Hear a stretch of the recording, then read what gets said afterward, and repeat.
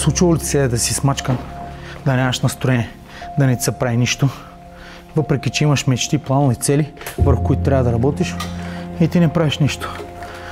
И в един момент идва някой, казва ти 2-3 изречения, виждаш нещата от друга гледна точка и силата ти се връща. Започваш да действаш с желание, с воля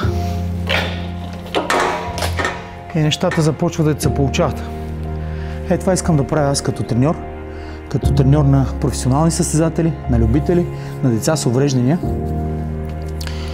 като световен европейски шампион, като боец, който е бил на върха на кариерата си и който катастрофира след това. От 12 години съм в количка, минал съм през много неща.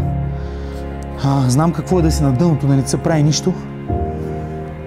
И знам обаче как и да спреш да копаеш и да се изкатериш обратно нагоре.